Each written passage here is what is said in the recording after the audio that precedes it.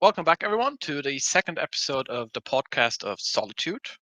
I'm Sam, joined by my wonderful co-hosts Jordan and Colm. Hey, Wait, hey, thank you, Sam. No you're problem. alright too. Thank you. That gave me a massive boost to my self-confidence. I want you to know Good. that. Today we're going to be talking about Falcon and the Winter Soldier, specifically the first episode, because the rest has not been released yet. And then we'll be moving on to the Snydercut. Hey, You mean Which Zack I Snyder's anticipate- Justice League? It's the Snydercut. Get it It's right. the Snyder Cut. I won't. I specifics. refuse. Specifics. I refuse. Okay. Okay. That's- Anyone want to start us off? Falcon and the Winter Soldier. Anyone have any Um, thoughts? yeah. Where do we begin, Jordan? Should we just Yeah, start from the first scene or What? the flying John- scene? John, tell us the statistics. What was the viewership? Yeah. Hold on. Hold here. Falcon and Winter Soldier. I can do this quickly. I know it's off the top of my head. Viewership. Yeah, let's go. So if I remember, Read us out the entire end credits, all the names, all of them. all Alright. 10 All- minutes. All of them. All right. So if memory serves correct, the viewership was unreleased as of yet. We just don't know. Good memory. Good memory. But Well, I that's think disappointing. these Budget is so far since the 50 rating million. of- Sorry. Budget 150 million. Oh, nice. Yeah, it's gotten pretty good reviews. Yeah. Just looking at one IGN, 970.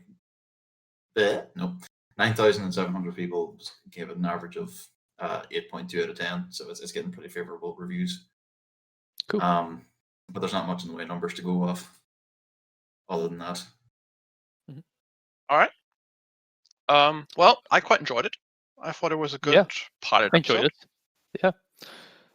Yeah. Yeah. Okay. Quick thought. Straight off the bat is, especially just from watching the first scene, it's very cool for a TV show. Watching it, it's the same level you'd expect from a Marvel film. Like the scenes you watch, just feel like you're watching a Marvel film, basically.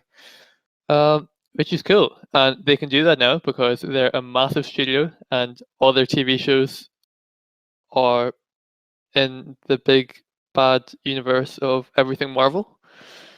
So that's cool, and it makes it feel more real, like in the Marvel universe.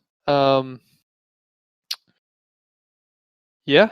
it really depends on context. I mean, Mhm. I got the same vibe from the last kind of couple of episodes of WandaVision. Yeah.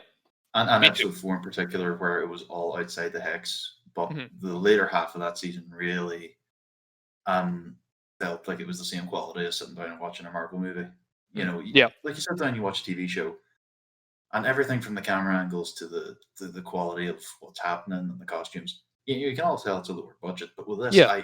you could show me a screenshot from this, and I'd be like, "Is this from Winter Soldier or Civil War?" I couldn't tell you. Exactly. Yeah. It looks shot for shot. Yeah.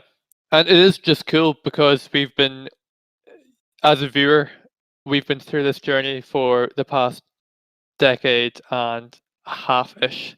And it's just to see it lead up to all this cool stuff, massive movies, and now they're able to just do this like smaller TV shows, but still to the same level of keeping the momentum going from the movies. It's just really, really cool. Just watch.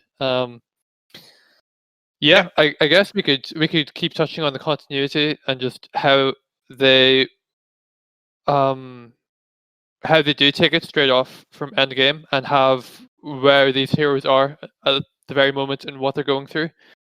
And I mean, there's a lot we can talk about. We can, like, one of the things we could say is how it really addressed the facts about the whole 5-year gap, people aging and stuff, and coming back and seeing people growing up. Like, that wasn't really a thing in Spider-Man: Far From Home, unfortunately. So it's cool the way that they're addressing this whole thing.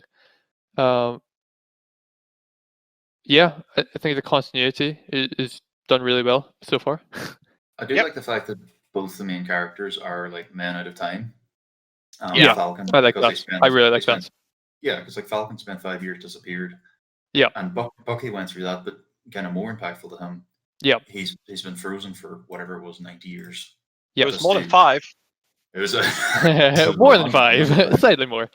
Yeah, I think the important. So- Sorry. Yeah, I think the most important, or the best thing we can say about the show is just the amount of depth that they're going in with these two characters that we haven't gotten to see in the movies at all, and we know that they're really cool characters, and we have always they're addressing things about them that we've always thought and always been curious to know.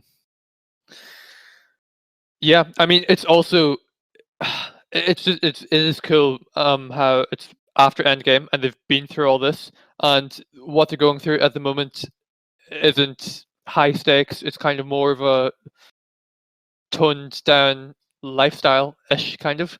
So you have Bucky going to counseling and Falcon making amends with his family and stuff like that. And that's cool because you can see how the past few years of being in the jobs they're in has affected their lifestyles and everything. Quote unquote jobs. That was a weird detail. Yeah. That we found out halfway through this episode. Like, not to get into spoilers too early for anyone that hasn't seen it. And if you haven't, you should check it out. It's 40 minutes, and you're not going to lose much. Yeah. If you don't like it. But halfway through the episode, it's revealed that the Avengers weren't getting paid for what have been effectively their full-time jobs. Yeah, man. Like that was a really nice detail. I really like that. Yeah, it was a good detail, but it's like, yeah, it's like you've what? got Tony Stark there, you've got Shield, you've got the government involved, and it's like no one thinks 100%.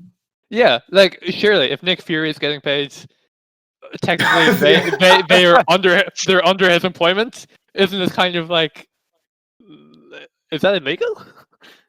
I mean, I think it counts as community service, like voluntary work. Spider-Man is pretty much child labor then.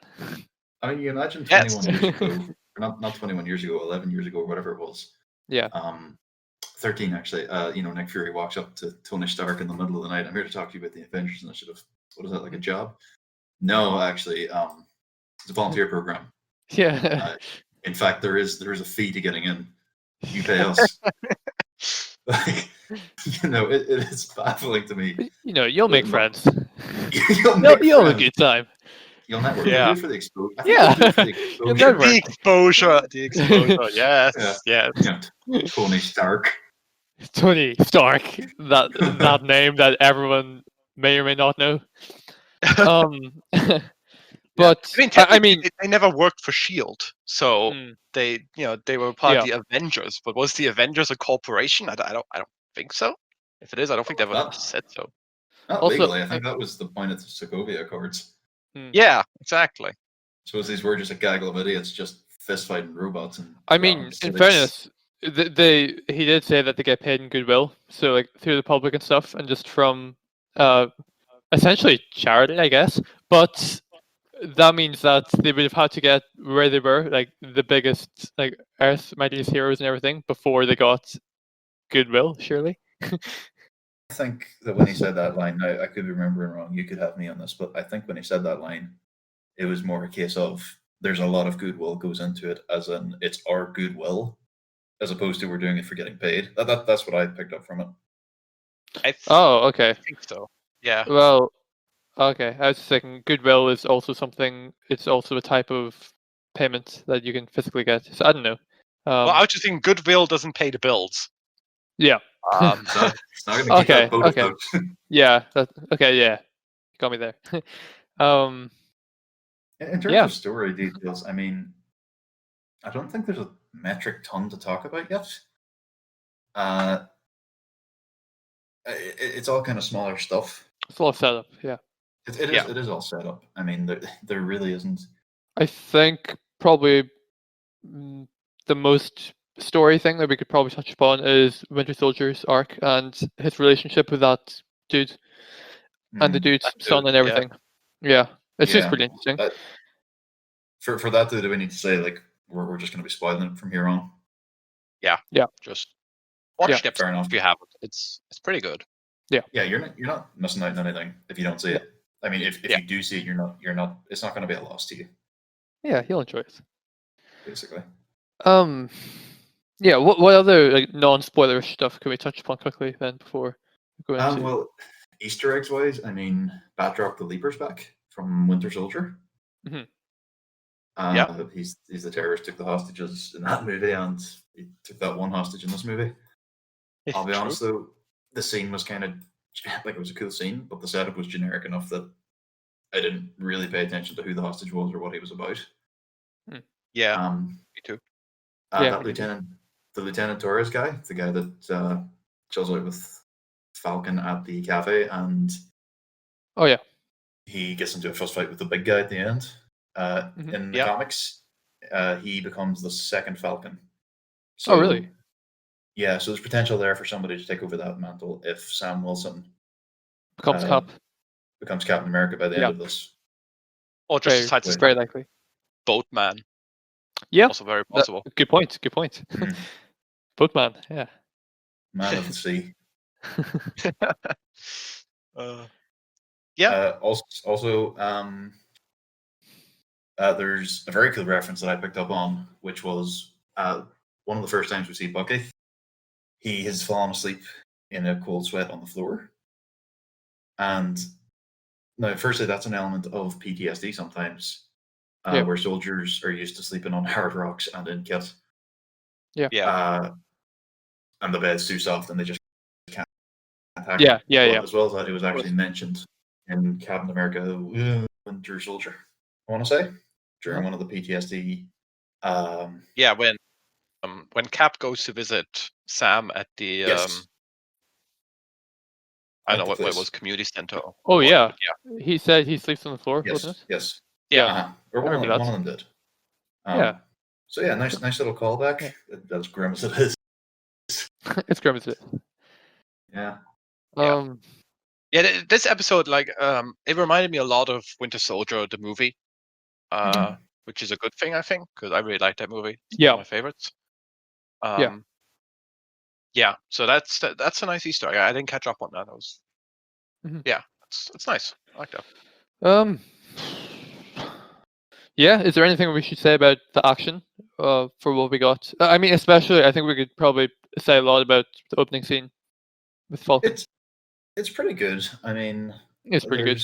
Yeah. There's nothing mind blowing about it. It's gonna, I feel like for Marvel stuff, I really have to refocus. Since the last Marvel fight I remember was Captain America grabbing Thor's hammer and just absolutely ruining Thanos' day. Going to town. Yeah. Just make it Spoilers. happen. You haven't seen Endgame at this stage. You don't care. I'm sorry. He's not wrong. Yeah, like that's kind of just the reality. Also, no one listens to this. It's fine, Sam. Yet we're gonna become that sensation. I thank you for reminding me. But what was I talking about? Oh, the action. Yeah, it's pretty good. I feel like once we kind of readjust to that boots on the ground, kind of halfway between like the Bourne Identity violence mixed with camera work that isn't like seizure inducing. Yeah, I mean, I think it similar to what Sam said. It's pretty similar to Winter Soldier, and I feel like we haven't gotten to see much Falcon in action since Winter Soldier. We've gotten to see a bit, but it's not been like that. I think the it was pretty closest cool we've just had to see was Falcon that. on his own. Yeah, I was gonna say the closest we've had was that fight he had with Ant-Man in the first Ant-Man movie. That was even a full fight, was it? Yeah. Apart from that, we just see him in the background of the big fights in Infinity War and Endgame. Civil War. So yeah. I mean, he did get a pretty cool shot at the end of Endgame where he stabbed a giant alien with his wings, but also it's one of those things like a million things happens in the fight. You aren't going to pay attention. No, you remember the broad strokes, even though it was the focus of the shot. It was the only thing happening we're talking about, but it's still one of those things. You see it and your brain immediately deletes it because we've just moved on to the next thing. Yeah, it's like final battle of Lord of the Rings. Exactly. lots of CGI, lots of big fight stuff. Yeah. And it's Yeah. long. Cool. So we've touched on the action. We've touched on some of the non-spoilerish stuff. Do we want to Anything touch else? on the one somewhat spoilery thing, which is what happens at the end, the reveal, I suppose?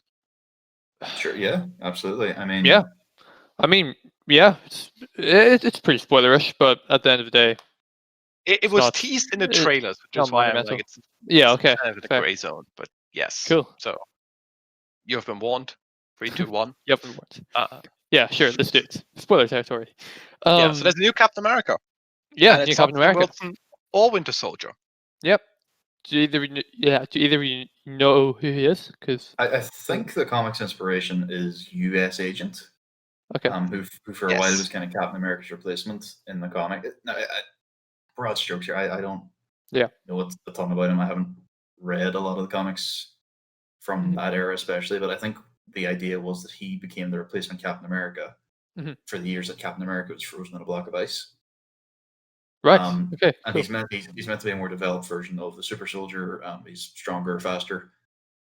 Oh right. But- Wait. but So he he goes- actually. Yeah. Yeah. I didn't but realize he was actually a super soldier then. Yeah, cool. no. Well, I mean, this version could be anything, but in Yeah. the comics, that's what. If that even is what it is. But that's how I understand it. And he goes crazy and he goes back. America comes and roughs him up through the comics. But apart from that, I don't know a ton about him. Me neither. Pretty much what you just said is my knowledge as well. Yeah, I like the fact that he's carrying a gun because there's nothing more American than just having a gun. That's true. That's pretty fair. Yeah. I also like the fact that they gave him a 2011, which is the modernized version of a 1911, which is the most American handgun you could possibly have. Oh boy, he's gonna go on Huh. a gun talk here. Probably from Walmart. Exactly. Now, in fairness, those you're not getting one for a reasonable price at Walmart. Those things are expensive. Which also means How do you know? Have you been to Walmart?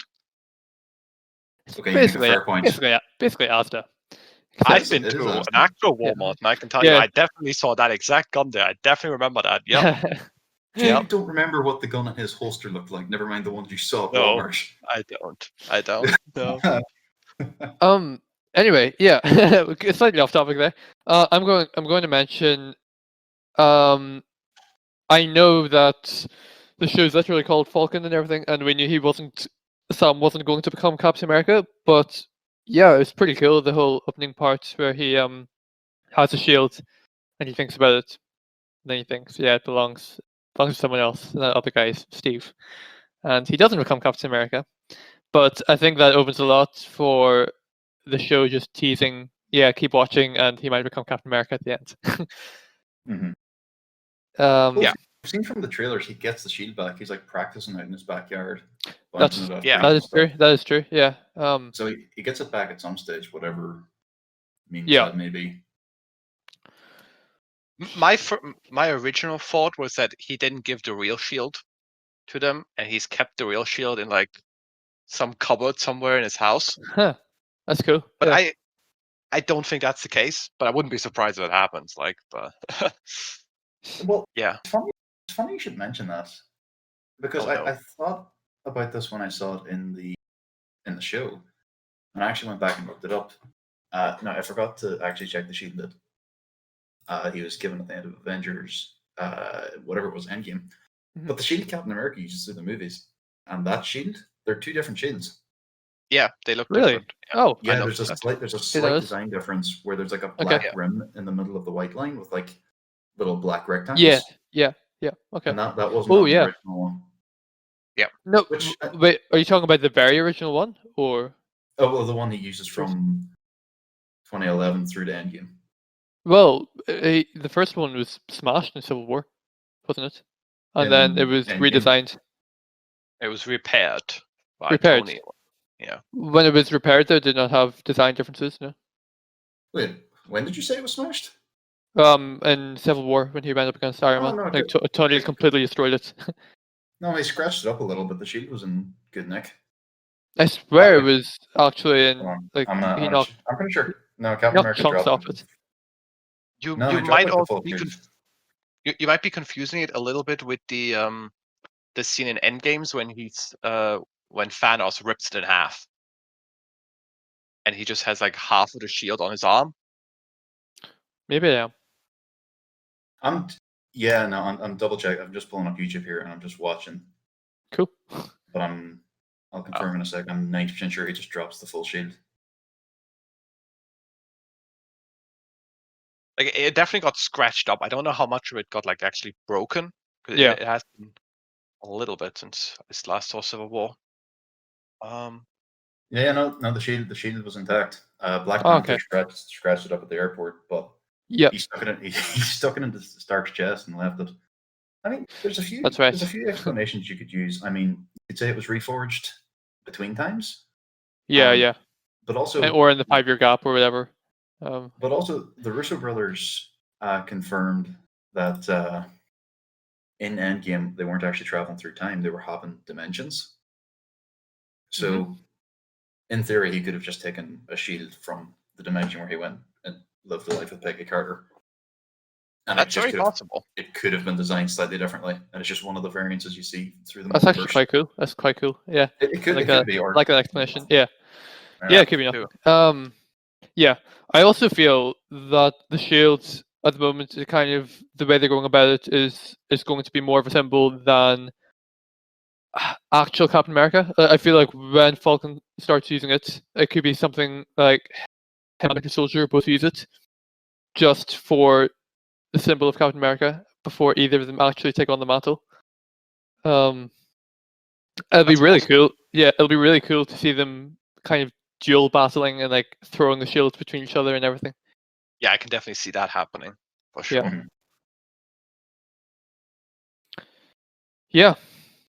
Cool.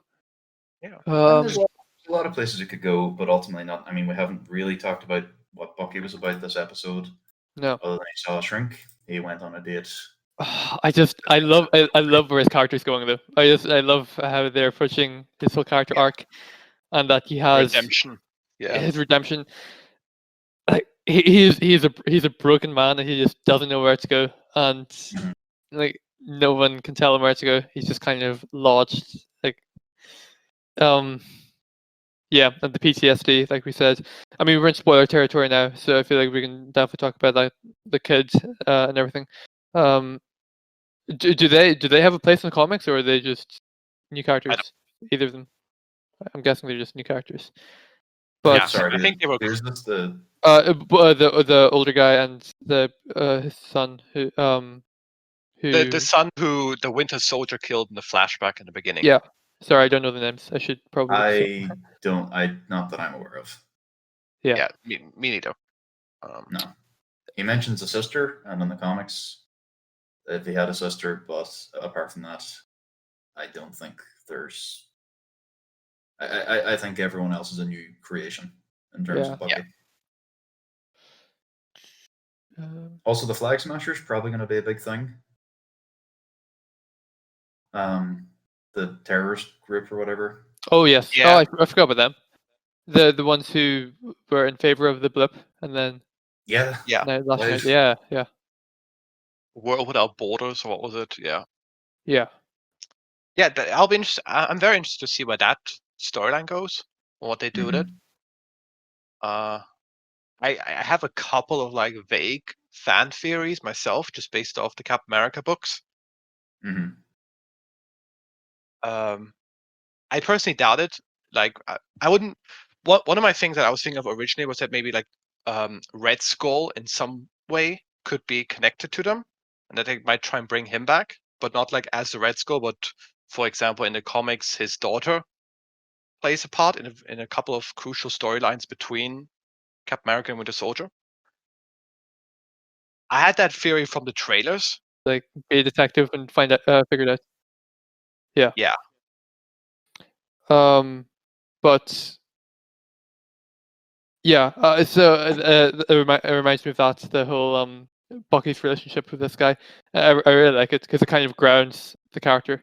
At first, I kind of thought that he might have been someone from War Times or one of the surviving Nah, Like yeah, what do you call him? But no, I don't think he's. yeah, I don't think he's meant to be, and I like it that way because Yeah. he's kind of just he's like nearly like a Stanley, like a father figure kind of guy.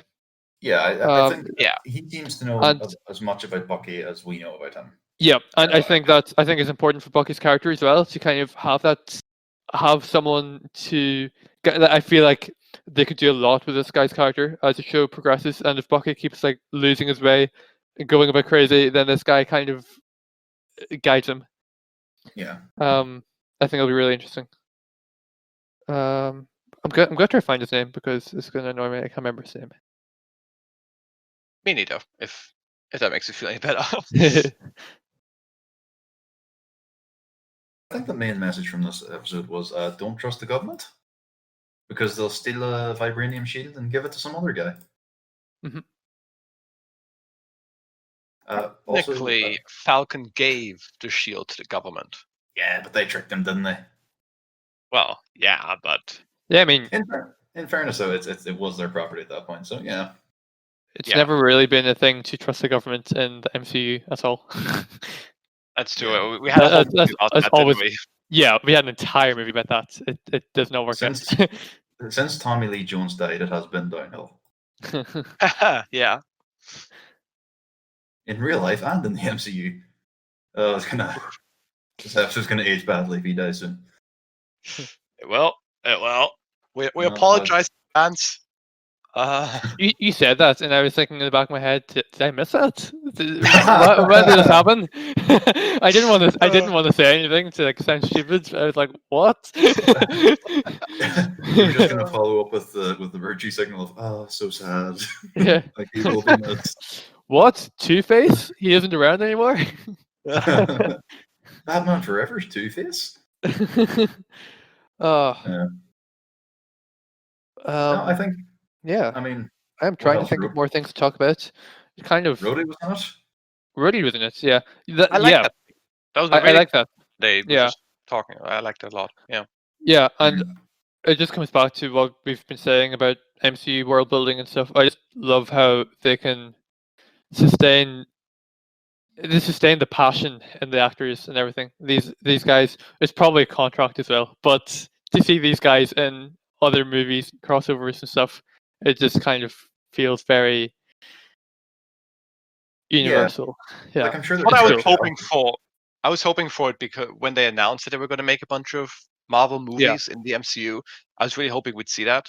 So I'm glad we're getting that. Same with WandaVision as well. Like we get some reoccurring characters in that as well too. Yeah, I mean, I think whenever Marvel start talking about all these shows, I was kind of skeptical at first, thinking, "Oh, I just don't think they're going to be as good as the movies, especially after Endgame." But yeah, they're keeping it going, and in this day and age of streaming being such a big thing, it's really cool for them. It's really cool to see, and I feel like it's just gonna. We might see more Marvel TV shows than movies announced in the next few years. I don't know, but It's possible. it's cool. It's possible. Yeah. I mean, what this is an opportunity for Disney to basically delve into the stories that we would never have gotten a movie for. Yep. Ultimately. And I'm more than happy with that. I love it. Yeah. Exactly. Me too. It's also the fact that I love how the MCU aren't totally reliant on comic story arcs and stuff. Like they have their own writers, they go about things their own way, and it works out pretty well so far. Even if you take like Civil War, the way they did Civil War, Yeah, it that one's wasn't probably the comic. closest to the comic. Yeah, that's a From good all point. the other Actually, stories they did. didn't even think about that. Yeah. But yeah, I mean, I don't know. I really like the comic as well. I don't know which if I've ever seen the comic on the big screen. I just think it would have been cool. But Yeah. I mean, it still worked. It still worked well for them. They're also planning. They're doing stuff with the Skrulls at some point, aren't they? The whole Skrull saga. Secret Yeah. Invasion. Yeah. TV show So happen- is in the works. Oh, really? Oh, awesome. Yeah. Oh, that's so cool. Yeah, I used to Yeah, read very- these very comics Nick- a lot. Nick Fury based and Ben Mendelsohn's Skrull from the movie Captain Marvel. Yes, Sam. Yeah. Cool. But yeah, that's. I mean, I kind of stretched to talk about that, to be honest, because not a whole ton. There's just happened. not there's not a lot to talk about. It's the Yeah. first episode. It was I'm glad we 40, touched on 45. it. What we Yeah. could do is just kind of do another quick session like this after the 5th episode or something, or just wait until the end of the season, or do it on a weekly basis, whatever. We'll see. We'll talk Yeah. about it and see what happens. Sure. I think it'll also depend how the episodes go. Yeah, that's a good point. Yeah. Yeah, I don't want Yeah. any bottle episodes, but yeah. Exactly. Cool. Like we'll just be stretching even more to find stuff to talk about with those. Yeah. Mhm. Good talk. Yeah. Yeah. Anyone So else got anything left to say about Falcon and Soldier? Or are we good to move on to the Yeah, main I'm attraction? yeah, Do you I'm guys- excited for it. One question Sorry. before we go on. Do you guys think Steve Rogers is dead? Yes. Yeah, maybe. Is it? I It don't wasn't. see- It wasn't mentioned though.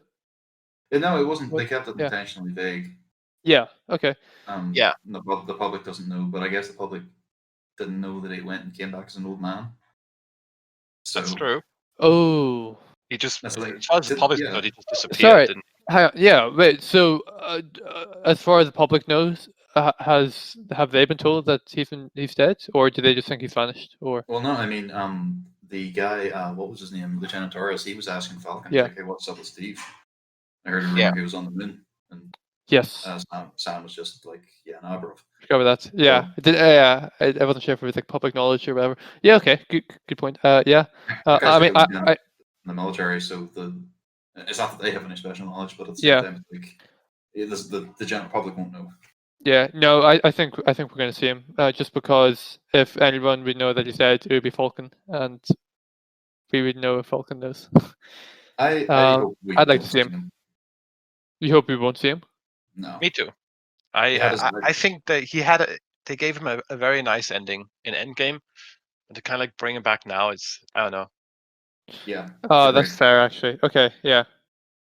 I was just kind of thinking of like a Peggy Carter farewell equivalent, like they did with the older Peggy in Endgame for Steve. But Well, yeah, By all logic, then she's dead anyway because she would have died in her own universe at the same time, or her own alternate timeline, or whatever it was.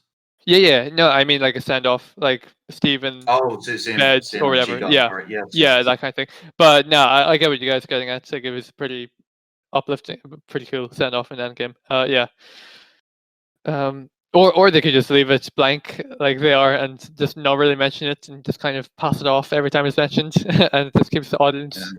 kind of on the top. But yeah, it's a cool I thought. think the government and Shield themselves don't even know. Mhm. But Falcon and Bucky probably have the knowledge of he went Yeah. back. And I like it. I can see it being a cool conversation between Falcon and Bucky eventually. Like we might get I can see them working together and then arguing and then kind of having an intimate moments where they just share a memory of Steve, like a final memory or something. I think that'll be really good. Yeah, I can see that happening. Yeah. But certainly a show on Disney Plus. yeah, go for it. Yeah.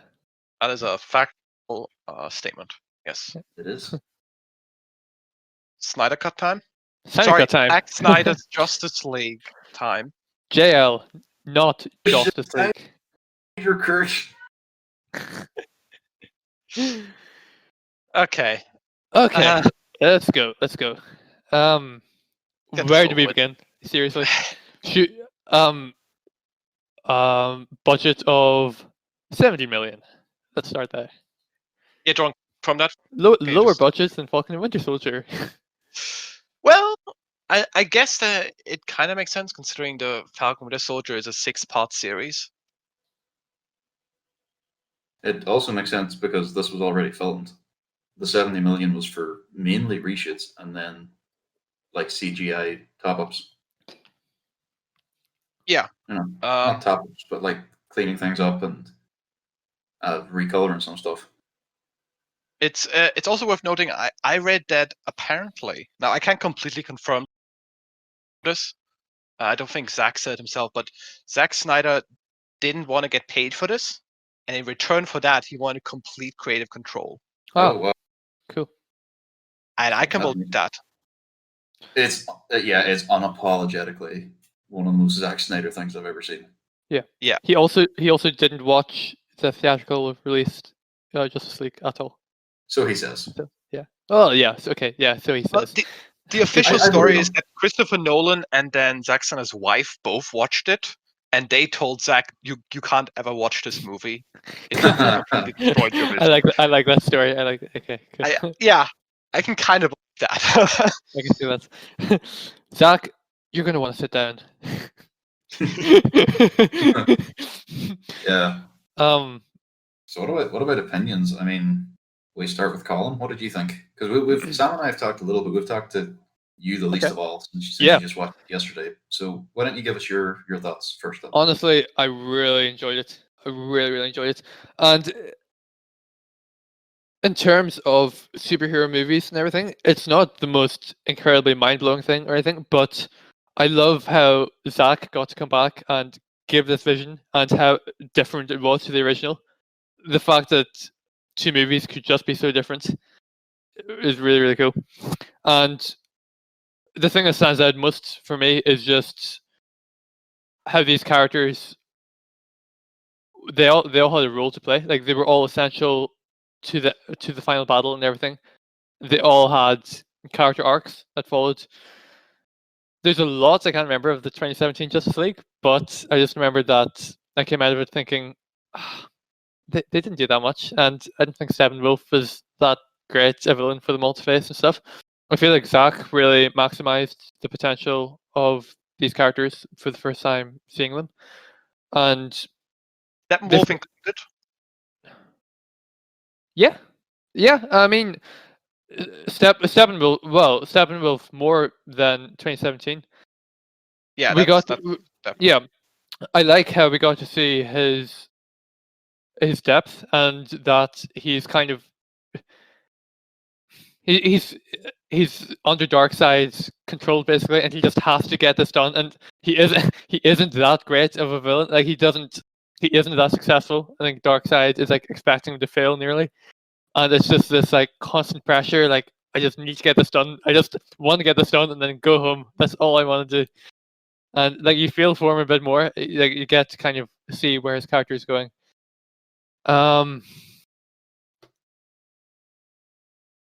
Yeah. Yeah. That's fair to say because compared to Steppenwolf in the last movie and Steppenwolf in this movie, Yeah. it's Honestly, night and day. it's night and day completely. And I think that could be said for the whole movie, but for Steppenwolf himself, Yeah. in the last No, movie, 100%. you really didn't get it. He was evil for the sake of being evil. I don't remember him. I like genuinely do Yeah. not remember him. I watched the last battle just after I finished watching Snydercut yesterday, and honestly, I did not remember that scene at all. They're They're two different things. They're completely different, and the whole emphasis on parademons eating fear is just like, what? Yeah. Why? What? It was ridiculous because that scene we talked Ridiculous. about last week Yeah. with Batman and the Hessian sack robber. And he uses his fear to lure a parademon that he already knows is like down in an alley. Because I rewatched that scene. The parademon's down in an alley, right beneath. Like Batman knows where it is. Yeah. So I don't see why he risked that guy's life. But yeah, that whole plot line is just cut. Yeah, and I was watching some other reviewers and like scenes and stuff. I can like when I say I don't remember much of that movie. I mean, I like really there's just chunks of that movie I just don't remember. I remember the characters. That's about it. So there's a scene where Batman's fighting the parademon, and then like he kicks against the wall, and it leaves markings on the wall of the 3 mother boxes, and that's how Batman finds out about the mother boxes, rather than Wonder Woman telling him, because it's been something that the Amazons have known for generations. Yeah, well, that happens when he goes to meet Aquaman in Fish Village or whatever it is, and just conveniently off to the left, there's I know about that too. Yeah, painted on the wall, just and it's it's so in your I think face. it is, and I think what baffles me the most about this, right? All the work was done, like everything we saw in this movie, the better set up these elements and these characters. It was done. It was filmed. Yeah. So why they came in reshoots and thought, well, we better not complicate it. but dumb it down to such an extent that Definitely. I feel like this. it was just hyper convenient. I don't understand. Like the entire process of this movie, and in fairness, this movie, if it was released in 2017, it wouldn't be what we got now.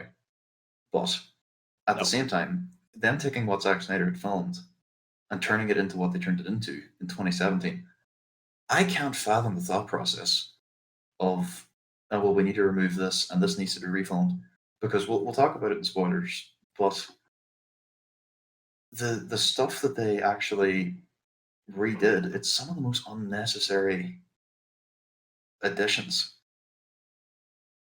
And I don't understand the thought process of Joss Whedon. But Jordan, what is brunch? What is brunch? You know what?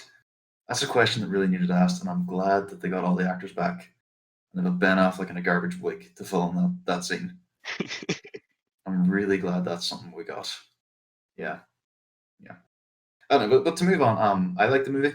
I thought it was really good. It's 4 hours long, but honestly, it felt like a 2.5 hour movie to me. Whereas the 2017 cut of Justice League was a lot shorter. It was, I think, under 2 hours, and it feels like it goes on forever. So, like on my second watch, which was in the cinemas, was shortly after the first. I couldn't wait for it to end, and it just never did. So that in and of itself just speaks volumes to how much better this cut is. Yeah. And I was a skeptic when I was excited to see it, but I didn't think it would be good, and I definitely didn't think it'd be as good as it was. I really think there's two ways you can talk about this whole cut, and it's either you review the movie and you think, yeah, what have they done in the 4 hours? What's good? What's weaker? Stuff like that. Or you could just talk so much about the comparison between these two movies and just how much of change a director's vision can have on a movie. And yeah, what you just said about they had all this stuff filmed, it just doesn't make sense. And it's subtle changes as well. It's even having simple shots like the interior of Bruce Wayne's car when he picks up Barry and stuff. It's why change small things like that? Even for just a couple of seconds cuts, it just There's another example to that as well, which is they changed the take on one scene, which is I mean, it's not really spoiler, but yeah. There's a part in the movie where Wonder Woman, and this is in both versions, just says Kal-El, no. Mhm. And in the Justice League, if you will, Yep. That take is really bad, like really really bad. Yeah. Like she does not care. Gal Gadot just does not care about her line at all. It feels like. And that again, that same thing happens in the Snyder cut as well. And the cut is just it's a better take. Kal-El, It's a much better no. performance. Yeah. Like, I don't think it's great, but it's clearly better than the previous one.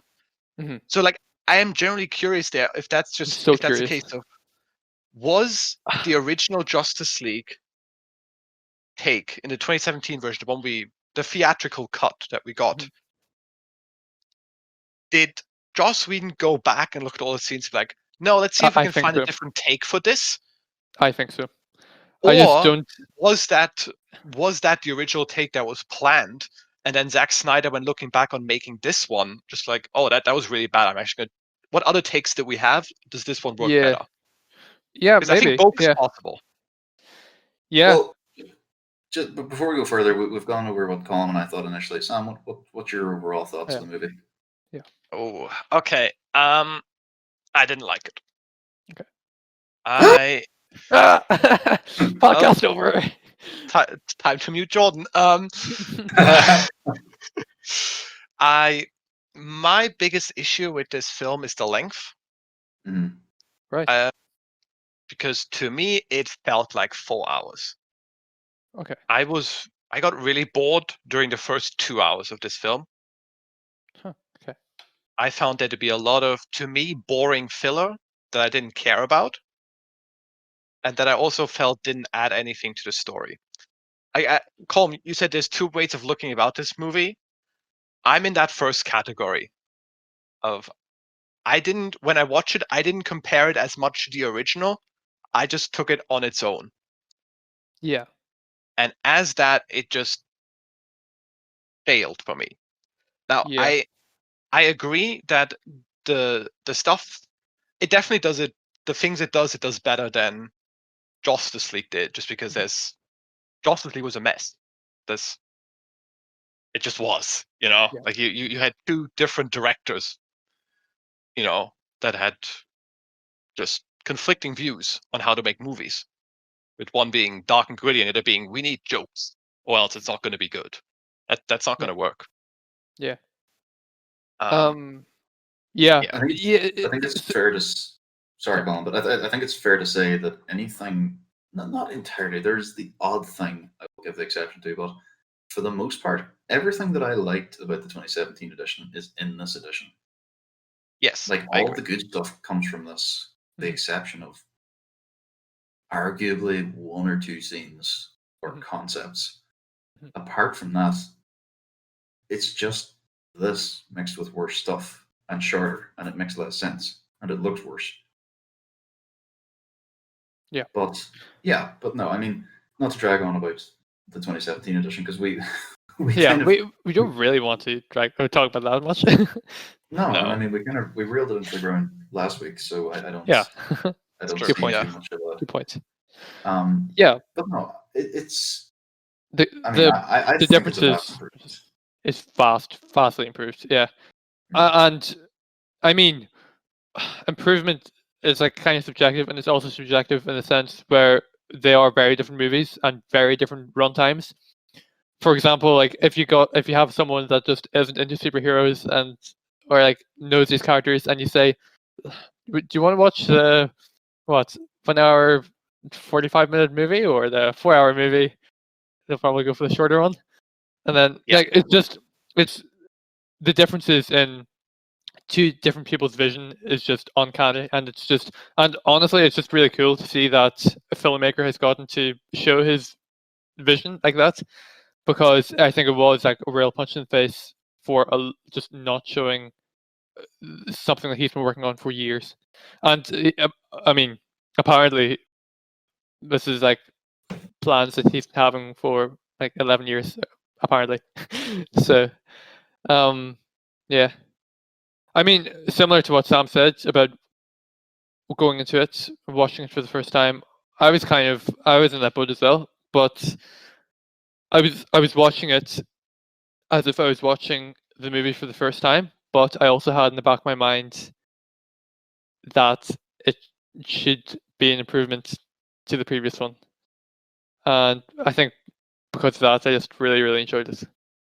Yeah, in fairness, I kind of had the same idea that I thought this would be an improvement, Mhm. but I didn't think it would be this much better. Yeah, Like no way. I didn't think it was possible it could be worse Yeah, it is kind than of incredible. Yeah, 2017.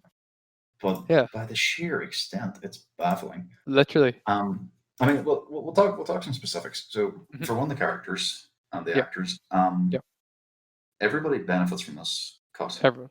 I feel, uh, from your side characters like Jeremy Irons to the main players like Batman, the Flash, and I think Wonder Woman probably benefits the least of all out of the main Yeah. players. I I definitely think don't so. I don't think she does much more than she does in the I love uh that.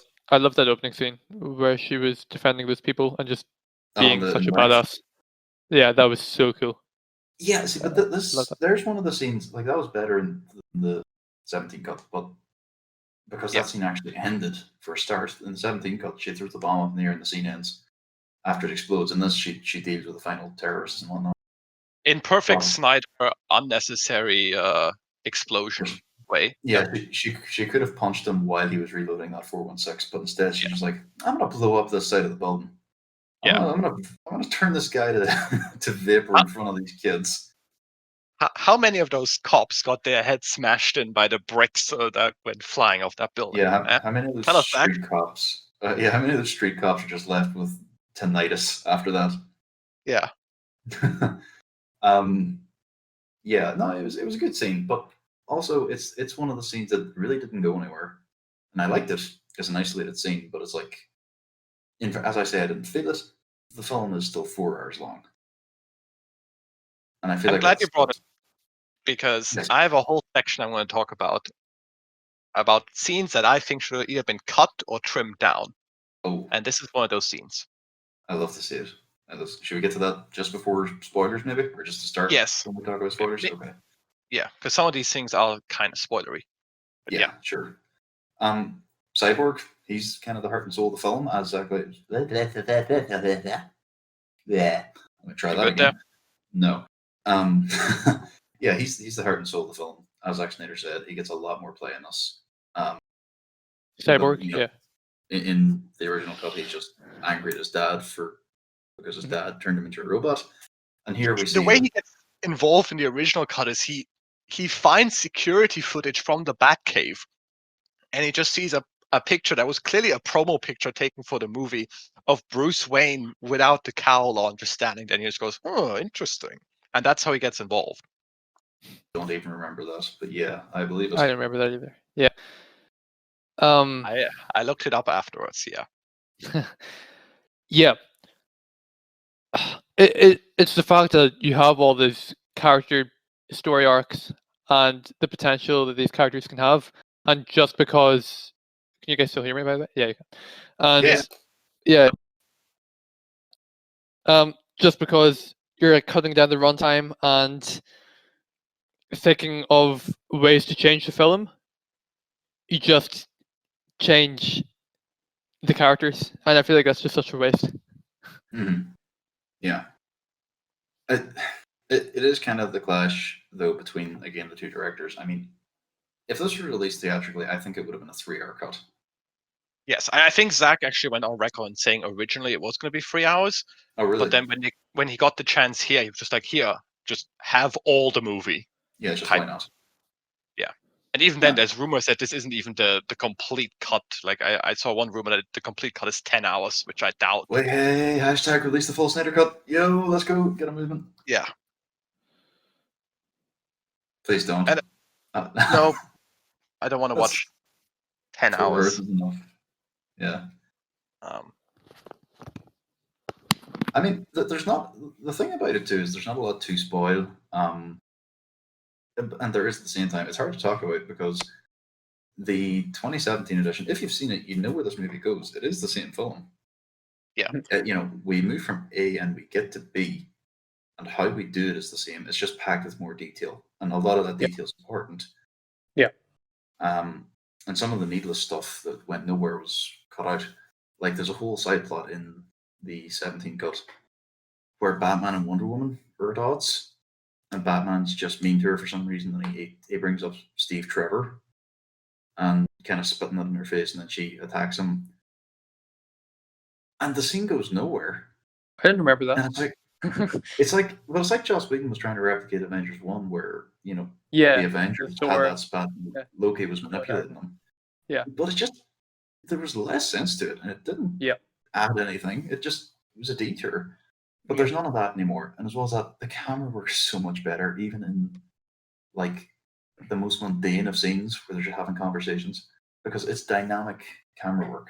Whereas with the reshoots, they're all on green screens because it's a movie. The sets get put up and they get destroyed for the next movie that's going to be filmed on that lot. So I'll never be able to watch the 2017 again without thinking about how bland everything is. Yeah. And how fake everything looks in comparison.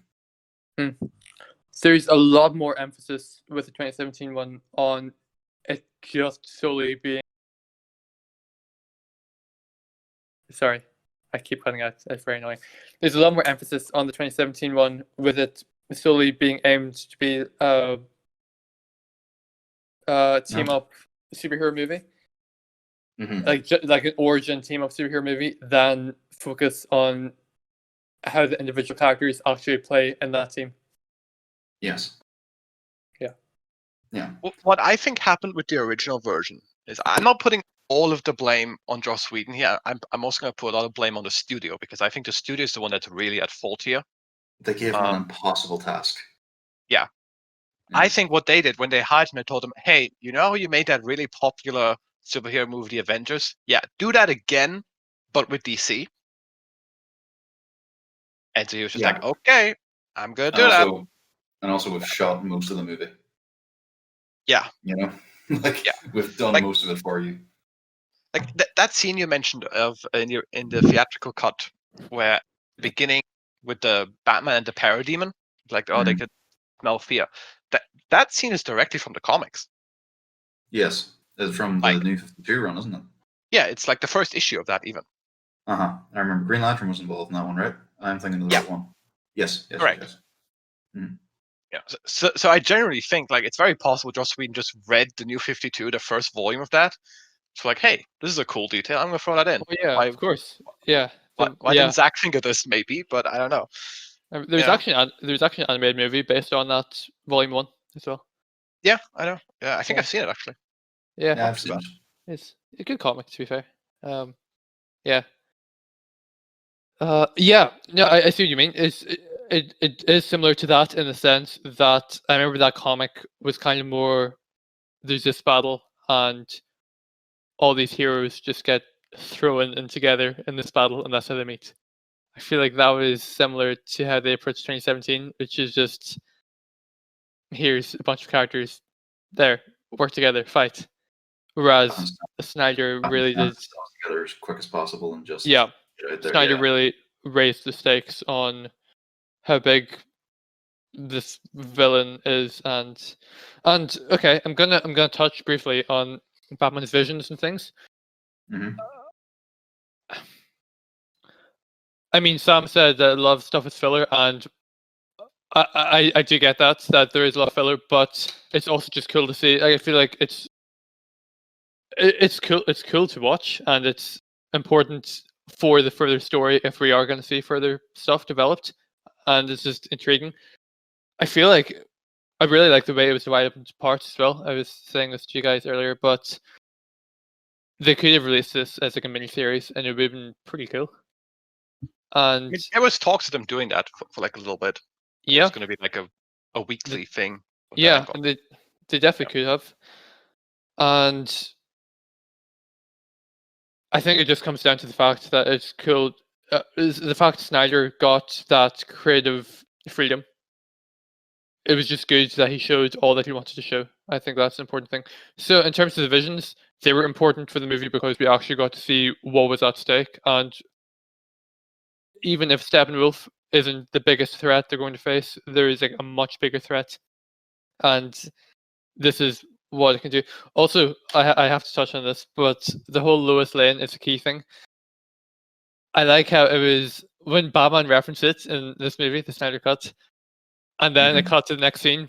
I was just thinking, no, please, this can't be like the last we hear of this. I want to know what it's actually going to be, because if they're not going to make any more movies, that's just going to be like a permanent cliffhanger.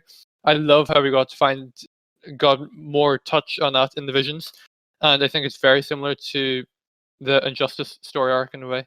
You guys probably agree, but Yeah, the Superman yeah. thing. But yeah, I mean, I'm sure three of us can all probably theorize what's going to happen. Like Superman loses Lois, he starts grieving. Darkseid tries to like give him a path, give him something to like represent, and then he just It looked like that's where they were going. But yeah. also we kind of know. Yeah, I was going to bring this up as well. Well, you do it, Sam. You're a bit more familiar with it than I am, so. So there were a bunch of, I'm not really sure if they were like a leaked script or just script ideas, and then part things that people pieced together from like a lot of storyboards. Yeah, a lot of storyboards. Some things that like Zack Snyder also said during interviews about plans he had, But basically, there's a video on it as well that I can send to you if you want to watch later as well. Yeah, sure.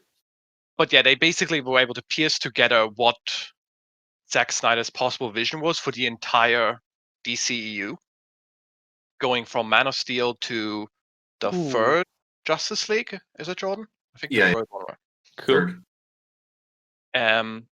It's interesting to read about. Some ideas I think could be interesting to see how they do them. Other ideas I dislike. Yeah. Cool. It's very interesting too, because you can kind of trust the accuracy, because the video we watched on it came out a year ago. Yeah. And it talked about his original plans, for And a Man of similar, Steel, it talked about his original plans for Batman v Superman, yeah, and a lot of the stuff And was changed Justice for that, and and Justice League. and it But was in Justice League. the thing about Justice League was some of the details it gave were so specific. Yeah, it was. Yeah, It was Yeah. on point that wound up Yeah. in the Snyder cut, Yep. that weren't in the 2017 cut. Uh-huh. No, not 100%. And it's funny because the Justice League plans that are now a movie, it showed that much was true, and the overall consistency with Man of Steel and Batman v Superman showed that those original plans were mostly true, which leads me to believe that the plans talked about for Justice League 2 and Justice League 3 are true. The problem I have with that is that information is just open air now. And if we Yeah. ever do see a continuation in this universe, Yeah. I mean, like Colin, you can try to avoid it. I know where it goes. Yeah. So either we need to take, Snyder needs to take We need to drastic. do something about this. We need to do something about this right now. No, like Snyder had to take drastic steps to alter his vision and his plan. Yeah.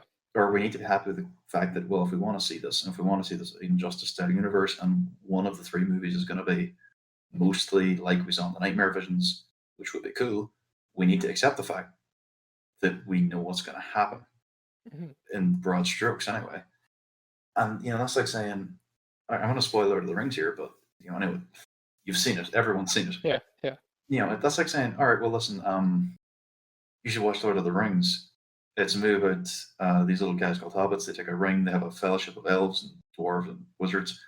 And the man becomes the king at the end. And by the end of it, the hobbits get the ring in the fire. And you think they're going to die, but they're not. Fine at the end. And Sam has 9 children or whatever. And it's like, well, those sound really good, but you've just told me what happened. Mm-hmm. And that's kind of where I'm at with the idea of seeing more of this universe. Yep. Yeah. I have another example I can give here as well, which is Game of Thrones. George R.R. Martin. Hang on. We just gonna spoil everything here, guys? Yeah. I'm not spoiling Game of Thrones, though I want to. So if anyone that wants to watch it doesn't. But George R.R. Martin said in an interview, if you have an idea for something or like a twist that happens in a book, and then in an online forum, people are theorizing what could happen in the next book, and then they get onto that twist and like, hey, what if this exact thing happens? You change it. You as the writer, and I'm again quoting George R.R. Martin because I'm not a writer, I then met with the dilemma of, do you either keep going with this plan and risk that people are going to be disappointed because, oh, well, we guessed this was going to happen, or do you then change it? Yeah. And George R.R. Martin fell into the trap of he tried to change it because he was also hit with the TV show at the same time. Yeah, and that caught up to him. Over tickets, yeah. Yeah, and that's why he's now stuck in forever limbo, where there's still 3 more books that are supposed to come out for the past 4 years, and they haven't come out. I mean, it's just a real hit on creative talent, something like that. Yeah. And that's the thing. I'm pretty sure Zach has been theorizing about these ideas for like a solid decade. At least that's what he says. Well, so at least in Man of Steel. Yeah. Maybe took 2 or 3 years to make. So yeah, you could say if he had the grand scheme of things written out, you're looking at 10 years. I'll be completely honest. Like watching the Justice League and seeing the ideas show, I could completely see the consistency through Man of Steel, Batman v Superman, straight through here, and how it all leads up to like these big moments, and it was so cool. And especially in a character like Superman. And I'm going to touch on Superman's character right now because I think maybe we should just go to spoilers at this stage. I mean, no, 100%. I didn't realize. Sorry, I didn't realize we weren't in spoilers. Sorry. Well, here's the thing. As I was saying earlier, everything we can talk about that is actually different about it in the Justice League 2017. It's just added scenes and change scenes. So the Snydercut is very much, if you had wanted to watch it, you're going to. Yeah. And if you had no interest until you hear us talking about it or until you see it come out, you're going to be turned off by the 4-hour mark. And I think that's just the reality of the situation. Now it actually had a lot of fans. It's funny you didn't ask me about numbers of this one. I don't have numbers, but HBO Max in America, the server crashed for several hours the night of release because there was that much traffic trying to watch it. They also Ooh. accidentally released it earlier than intended. That is true. They, Yeah. Once people tried to watch Tom and Jerry or something, and they Yeah. got the Snydercut for 2 hours.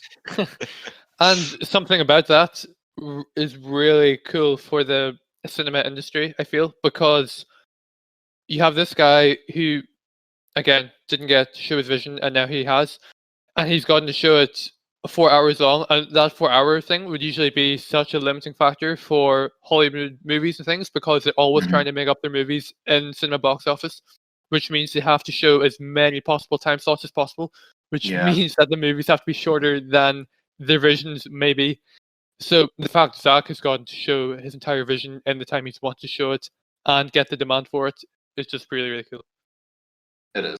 It's such a specific little like pocket of culture that allowed this to happen between the COVID Exactly. pandemic And streaming, and the fact booming. streaming's as big as it is, and the fact that there was such a demand for it from his. yeah, I mean, it's fair to say cult following, but it's one of the biggest cult followings in the world. it is. I mean, And yeah, I mean, I wonder whether. Well, yeah, I mean, we don't know what the end result, what the numbers and stuff is going to look like by the end of all this, but I wonder if he would have been as successful releasing it theatrically. And probably, if he was given these two options, he probably would go for this one, which is 4 hours long, just because he wouldn't have been able to show it, show Yeah. all the detail he wanted to. Like as a creative, you want to show as much detail as possible. Sure. Yeah. But yeah. Yeah, no. Well, But we'll go anyways, for other stuff. Yeah. yeah. Very, very Um, briefly, it's fair to say all the actors are better. Yeah. Everything they get to do is better. Watch it. Everybody other than J.K. Simmons has more to do, but J.K. Simmons is such a small part of this movie. It's that's not a relevant thing. That is it. Yeah. Yeah. This is Ben Affleck's best performance as Batman. Oh yeah. Out of anything By by far. a agree. country mile. Yeah. Compared to the Justice League 17, where it was the worst performance almost any Batman's given. He did not care in that movie. He did did. He not either. literally he did not care. Yeah. I mean, I don't know what time we're at in this podcast, and we're probably just gonna ramble on, but We're having just fun. We are having we're fun. coming to like over an hour, so we're not too bad. Okay, fair. Yeah. I feel like we could just say so much about each individual character, and the one I want to talk to first of all is probably just gonna be Superman, because he's Yeah. the one that we've been with from the very beginning. And Mhm. I was watching it yesterday, and from the first scene where they resurrect him and he fights them and everything, and you kind of think, "Oh, they're just making Superman the bad guy again. They're like they just want to fight more people again." But then you think about it, and like, this is the way I thought about it, which is just the way Zack has gone about Superman is different to the way pretty much every other movie or whatever has gone about Superman, and that's that he is really powerful, and he is a threat if he doesn't know like left from right, black from white, whatever. And I mean, it's illustrated more than once, like especially in the visions where he's like a ticking time bomb basically, and it's just whether you're going to get on his good side or his bad side. And I actually really like that, like just kind of watching how then he kind of got back to his more human self when Lois came. It's actually quite cool to see because it's not something that is taken on that directors take on Superman that much, which like they usually just make him like the perfect shining beacon, whereas this is more. He can definitely go one of two ways here, and I think the thing that I want to say the most is how that one line where he says, "I've been given like a second chance. I'm not going to waste it." That's also kind of hopeful because we said last week that there is a lot of stuff that he just hasn't gotten to do on his more human side, and he seems like a kind of underdeveloped character, and there's just a lot of action thrown into the first couple of movies. Like the whole second chance thing kind of seems like now this is his chance to kind of develop his character more, and I don't know, we probably won't see that for a while either, just because of the whole him turning bad because of the vision stuff, and we might not even get to see that. But I do like where they go with this character, and I do like the potential that we see in his character, and that it is very. I think something that we can all say about these characters is they show the potential of each of them, like really well. A Cyborg especially, we'll come to Cyborg in a bit, but they show like just how powerful the damage these guys can do, and if you were in these guys' positions and you had their power, just like the constant dilemma you would face with like what you're going to do with it. I feel like just that in itself is illustrated really well.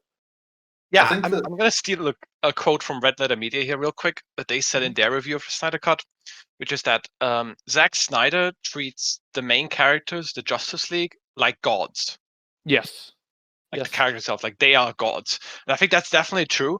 I think that's also comes as a slight detriment, which is that that comes with a disregard for the civilians, which is very in Man of Steel, I Yeah. find. It's gotten better since then.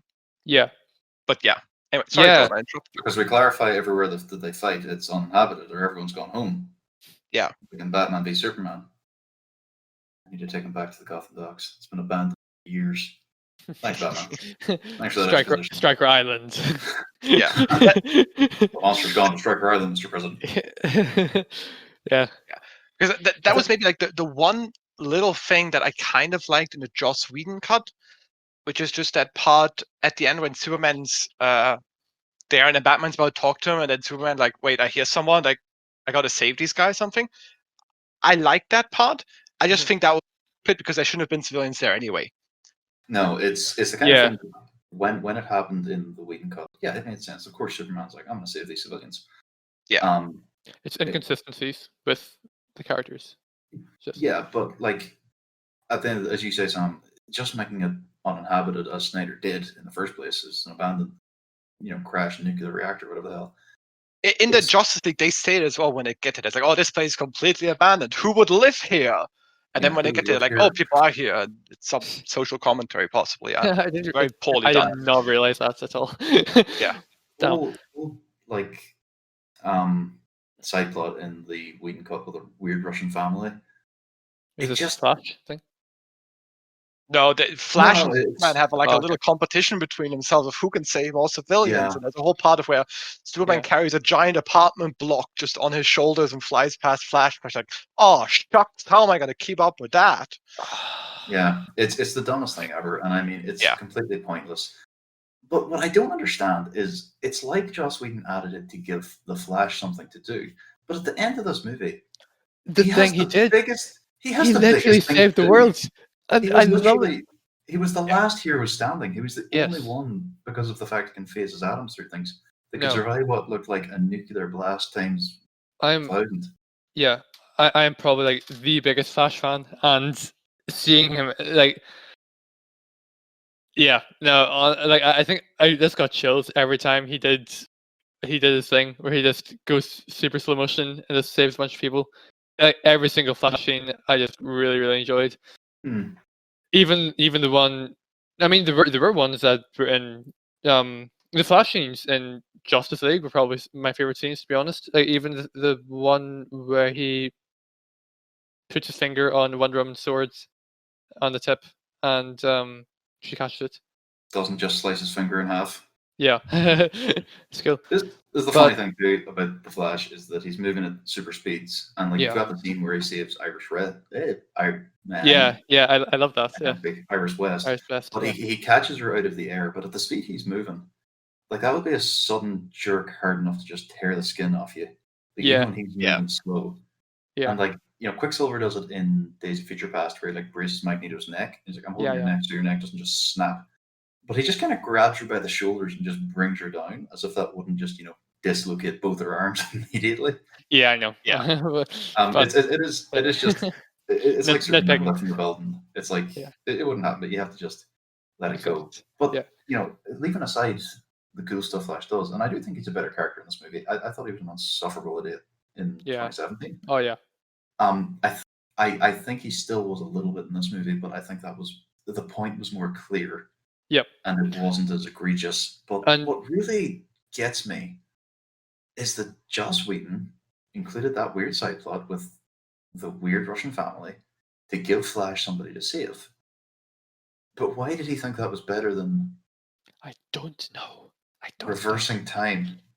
Man, like that's just there's so much. I just it's just the replacing scenes with monumental moments is just why, and I even was confident. Yeah, no, yeah, sorry. sorry. Finish it. Yeah, so that's one of them, and the other one I would the other thing I adored that wasn't in the original is Cyborg's dad putting the mark on the box. That was Mhm. and that was a real like mind trick as well, because you watch it and you're thinking, yeah, I mean, Steppenwolf got the box, like what he just sacrificed himself, like that was it, like Yeah.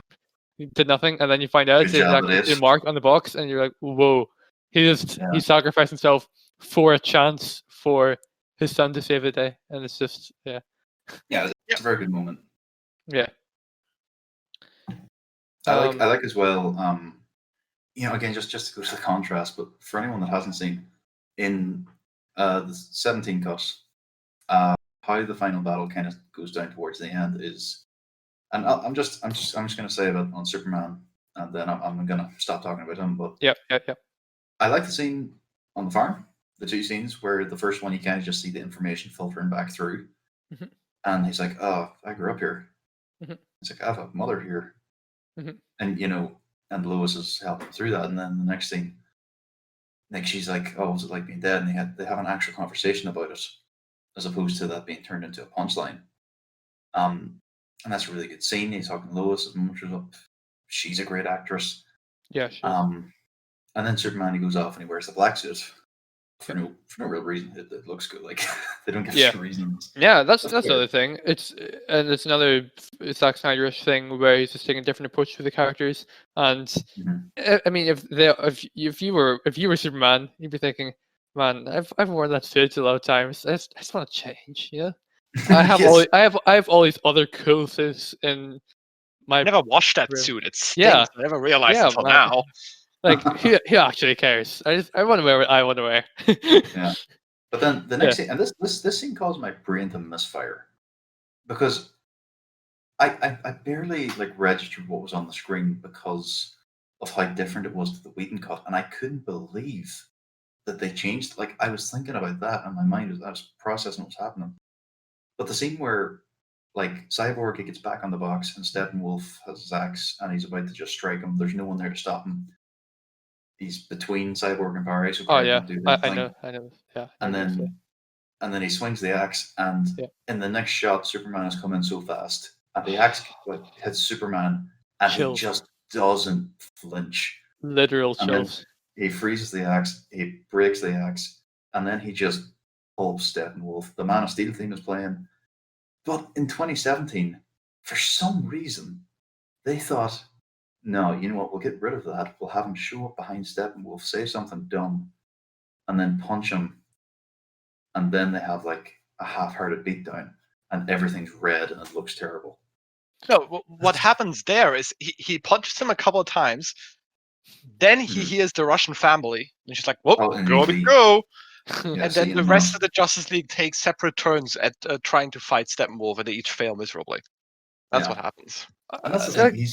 He's less of a silver bullet in this one too, because in Yeah. the last one he's the only one can stand their ground. In this one, Wonder Woman and Aquaman, like they really give Steppenwolf a good beating at times, and you feel like the League in total isn't useless. Yeah. As well as that, in the 17 cut, Batman flew them all in, and he was like, "You stay here. I'm gonna go and do this." Like like he would with a Robin. Like you protect yourself. This is too dangerous. Yeah. But it's like you assembled the Justice League. Like what?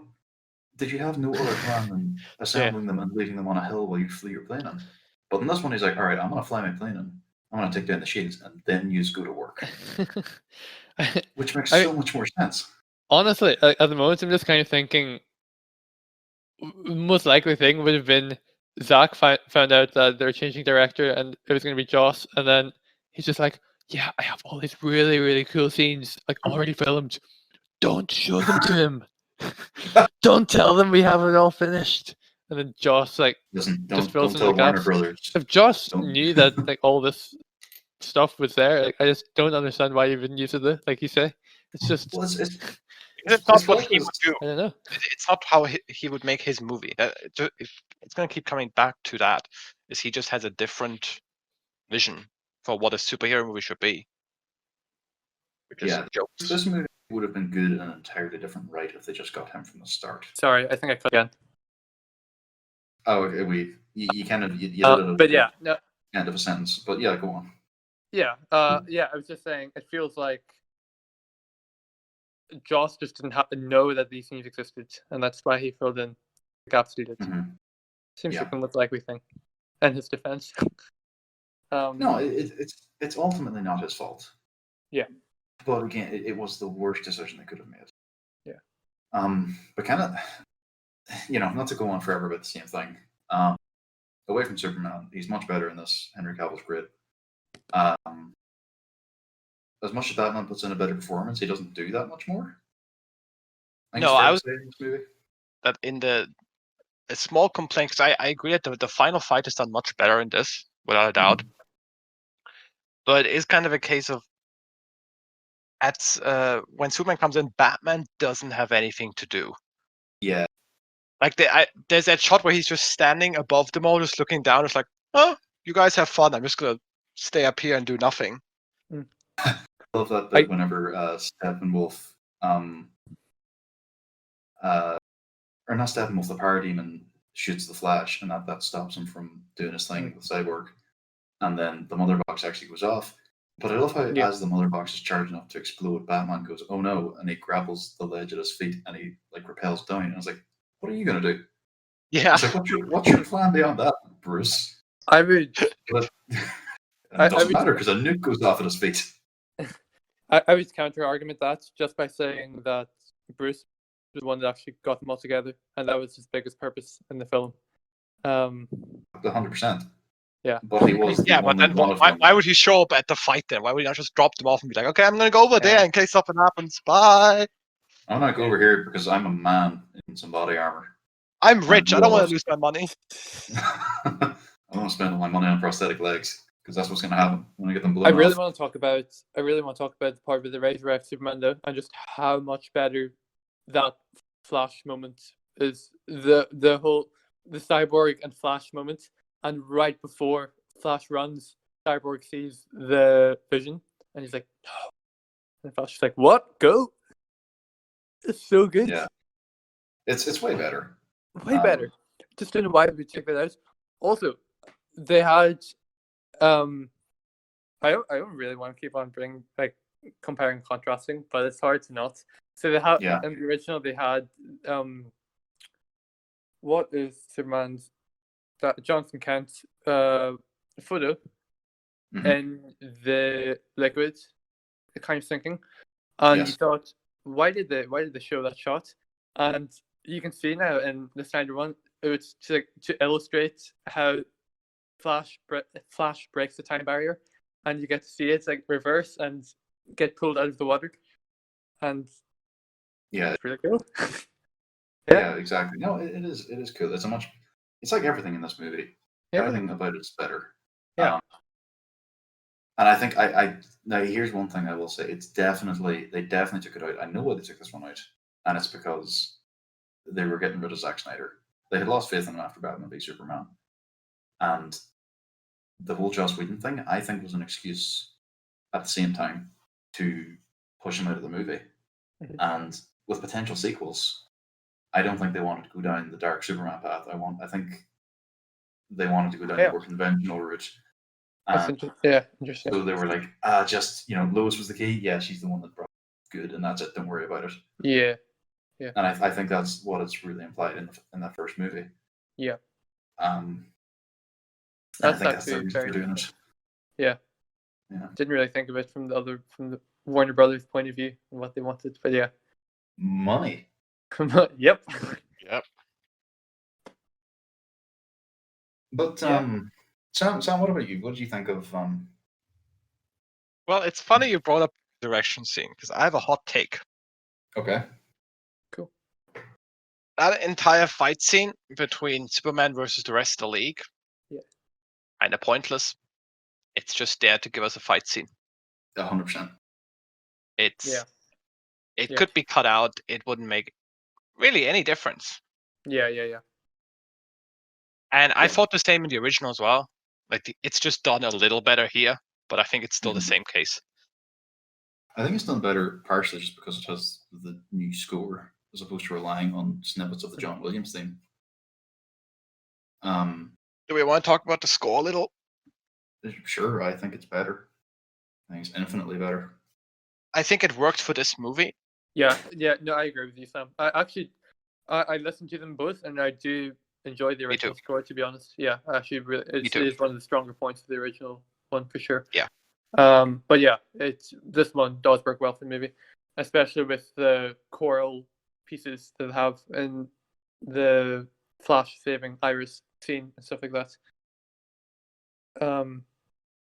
Yeah, and Man of Steel callback themes works very well. But Yeah. I just love that theme, and that's always been one of my favorite superhero themes, I think, ever. So I just get chills anytime I hear it. Anyway. Yeah, it's really good. It's really yeah. good. Yeah, not much more to say about it, really. No, I don't very think so. well. I mean, we could go stupid specific. But I think overall it had a better atmosphere. Mhm. It did a lot of stuff that I noticed, like just little things that came up in Avengers, Infinity War, and Endgame. And had Zack Snyder gotten to release this movie would have been the first to do them, which I think is also really sad because Ooh. the Thor from Wakanda, you know, the bit in Endgame or the one in Infinity War where Thor returns and Yeah. lands in Wakanda and the music swells and it's this great scene and it's like, oh, the heroes have a chance now because Thor's here. That's Jeez. really similar to Superman showing up and saving Cyborg, and again the music swelling and he just cleans him up. And Jeez. in the same token, there's a bit in Endgame where Captain Marvel, she shows up and she with Thanos and she's their silver bullet for a bit.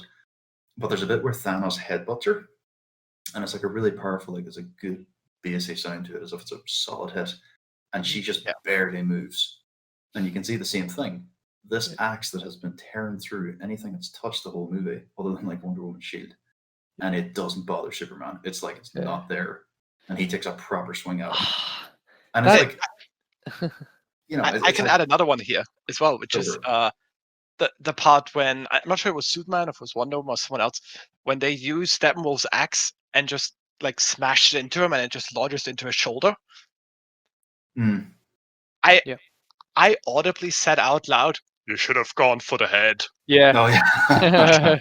I kept thinking that the whole time as well. No, Jordan, that's so cool. I was watching it yesterday, and there is so many. Yeah, especially just with the last fight, just me thinking it's awesome, kind of similar to Endgame. But I didn't even clock that. Yeah, like all this was made before Endgame. Like that is actually really interesting. It I think. would have been the first to do a lot of this, and that's unfortunate that he never. It is unfortunate. You know, because I think a 3-hour cut of this movie would maybe be the peak version to watch. Because 4 hours, I liked it, but I can see why everyone else wouldn't. Yeah. People have less of people have less of a problem with 3 hours. Yeah. And on that note, do we want to talk about Sam's scenes that we would cut? Oh boy. Okay, Sam so every scene in the movie. Now there is a lot. As a movie, if you're going to theatrical release it, like use so much you can cut. That's kind of my like TLDR kind of about this movie. It's just that I would have liked this a lot more if it was just 3 hours, and if it was just a case of just a re-edit of the Justice League, which is, like I said, the better scenes, take out the stupid jokes, and instead use that free runtime you just got and put in the cyborg scenes. Yes. And immediately I would like this movie, maybe not 10 times more, but definitely 8 times more than I did. Agreed. Very specific. That is very specific. We do the math. Yeah. And I feel like a lot of the filler is also because of the hype that came with the movie and the trailers and stuff that people showed before. I feel like the epilogue, especially, was just drawn out, especially with the vision scene. But we all wanted to see that because we wanted to know more about Lois being the key and why Joker was in the trailer. He was in the trailer to get people to watch the movie, and that was pretty Yeah. much it. That was pretty much it. In all honesty. Yeah. One annoying thing I do not like about. Well, also I'm not really a big fan of Jared Leto Joker at all. No. At all. Yeah. But another thing is just the length of time of that vision scene. It's just if Snyder was going to keep that scene in and make another Justice League movie, that's an entire 5-8 minute scene that we'd have to watch again or not watch and just be expected to have seen that in the Justice League movie. I Yeah. don't think So that's a big deal, though. I mean, considering the amount that the Avengers has kind of gone, not back and forth. They didn't. I suppose they haven't done anything like that. But no. This whole I mean- dialogue with Joker, like it's, is that it's not? not that important, though. Yeah. I mean, they're pretty much talking about things that have happened. Like Batman talks about the fact, Harley Quinn died in my arms, and she wants me to kill you, and I swear I'll do it. Except he uses meaner words. Yeah, I think that's pretty badass. So. Do you want to bet that the only reason Ben Affleck came back for a second bundle of reshoots was Zack Snyder was like, "I'll let you use the F word as Batman," and Ben Affleck was like, "Fine, I'll do it." Nah, I think that suited to the mood though. I can just it was a very. I'm glad we brought up the epilogue because, in my opinion, the epilogue in its entirety should have been cut, including the scene with Martian Manhunter. Mm-hmm. Because for one thing, for me, it ruined the ending of the film. Like that final shot of like the hero shot of them just all standing next to each other and looking heroic, and then it cuts to black, ended right there. Nothing else. I thought that was the end of the movie, honestly, but yeah. No, because then it cut to black, and then it comes epilogue. Yeah. No, I know, but yeah, Yeah. I can see that being the end of the movie. That should have been the end. Like if you're gonna use those other scenes as a post and then an end of credits scene, I could accept that too. But I know why I didn't do it here is because I knew no one was gonna stick around for the credits after 4 hours. Yeah. Yeah. Nah. I do feel like I do get that, and I do feel like the only reason the epilogue was added in was because, again, he had the chance to add it in, and he might not have got the chance to show those scenes or any scenes like them again. So I also feel yes, like I was gonna say the exact same thing. They weren't done. Like those were the only scenes. That scene, and I think the lake house scene. I know the lake house scene was scripted from years ago. The lake house scene was definitely reshot. You can see Ben Affleck took on 20 pounds since compared to the rest of the movie. Yeah, he looks great. Like he looks healthy, like compared to the 17 cut. But at the same time, he looks different compared to how he does in the rest of the movie. Is what I mean. Yeah, but that scene was literally the added footage. It's like when they re-released Endgame. And they're like, oh, you can see this extra scene with the Hulk where he saves someone from a burning building, except it's not finished CGI. It's a big PlayStation 1 Hulk. Yeah. It's like that, except the scene was finished. I am glad we saw Joe Manganiello again. I'm glad Jared Leto got a second chance at Joker, even if I don't think he was that much better than usual. I don't hate his performance, but anytime he goes to laugh, it's the worst Joker laugh. Literally. It's a seal. They recorded a seal. And they just added that. It's like hauntingly unnecessary. It's no good. It's no good. I mean, the other Joker laughs, they're intimidating, or he goes frantic, and you can tell there's energy to the character. But in this, it's just like, what are you doing, idiot? And again, I don't think a ton of it is Jared Leto's fault. I think he was just led to this over the 2 movies he got, and then so much of his context was removed from Suicide Squad. But I'm glad Joe Manganiello got back. Amber Heard's in the movie. Boo. She's a British accent now. Great. That's true. Yeah. I want to touch on the Atlanta scene actually, and I really liked her, and it was interesting that we got to see her doing the blood spending. Yeah, she like sucks the blood out of 7 years' face. That was pretty good.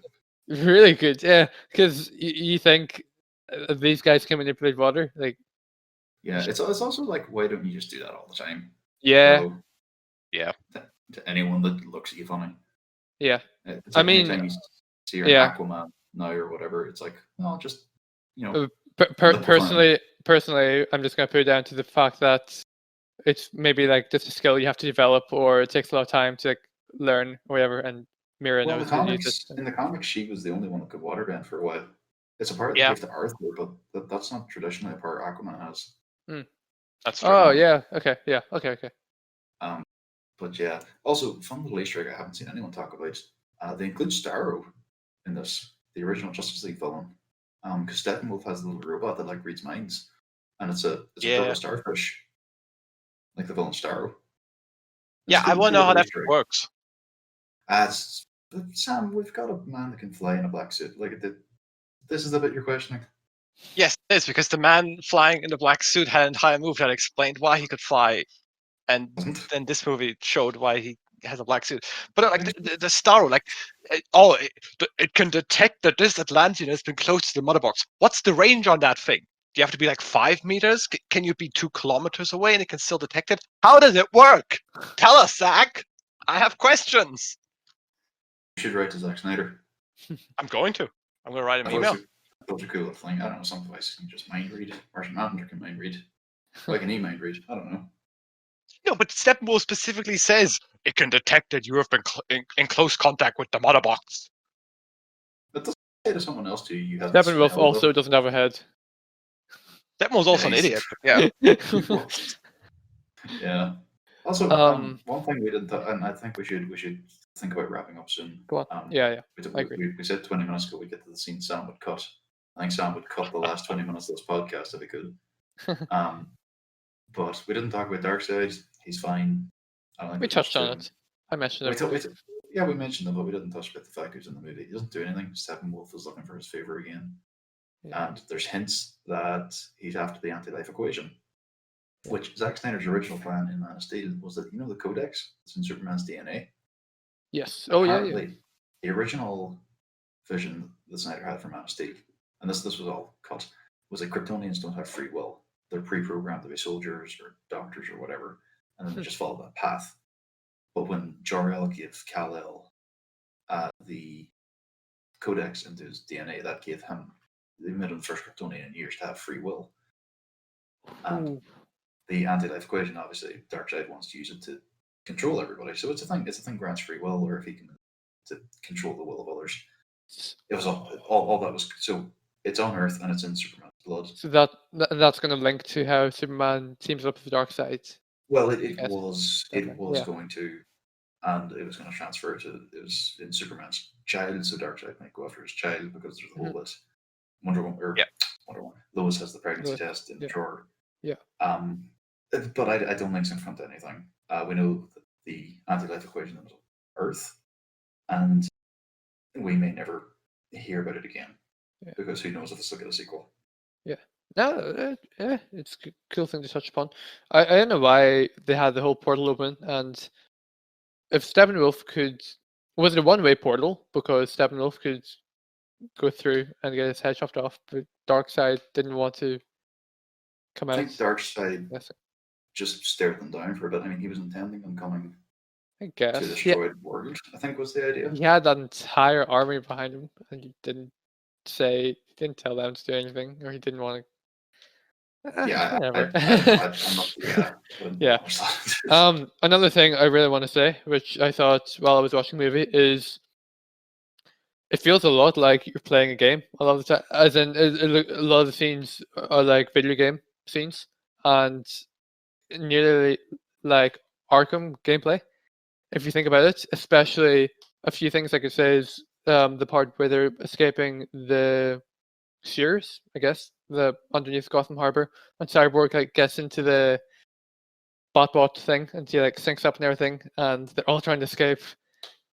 I just feel like all the fight scenes feel like they can be put into a video game, and the reason I say that is because all the characters kind of use their potential in each scene, and the fighting is just really cool. Like it's stuff that you want to do in a video game a lot of the time. I haven't thought of it, but I guess I see. Yeah. where you're coming. Yeah, same. Yeah. So let's. Okay, I well- think maybe if we. How about the scenes Sam would cut? Okay, well, 'Cause I before I want get to into get that, I want to get back to characters for a second here because we Okay. talked about Superman, then we talked a little bit about Cyborg, Yeah, and then we yeah, left it yeah. there. I want to talk about one character specifically, and that's Martian Manhunter.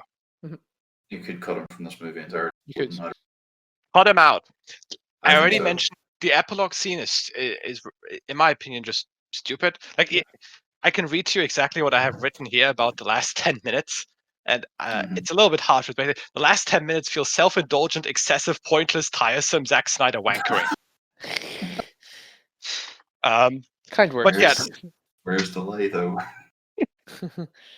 yeah, like Martian Manhunter again. That scene you can cut, and then he ruins a great scene, which is Mhm. the conversation that Lois and Martha have, which I'd also like to point out 100%. is much better. It wasn't the Justice League, because there it's just, ugh. That Really is one scene I just don't want to remember. That's the worst scene in that movie.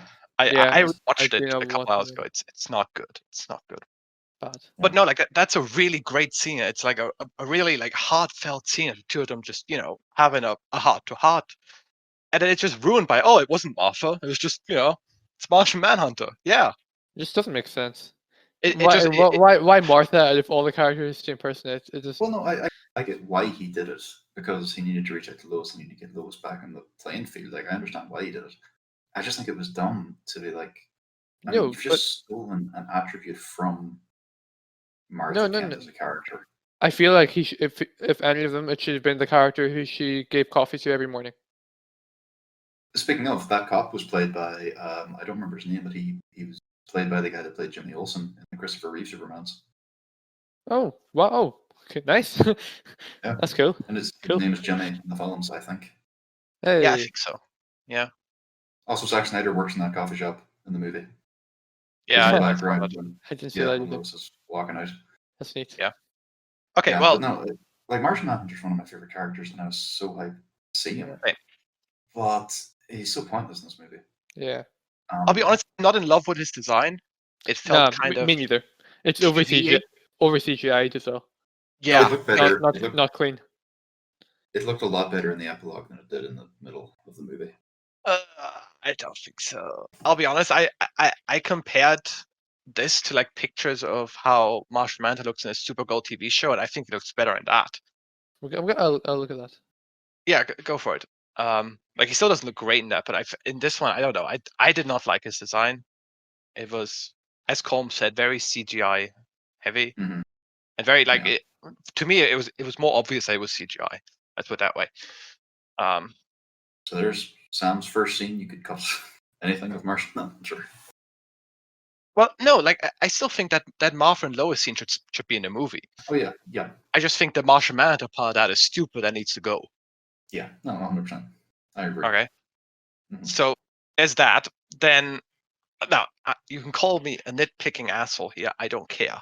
I will.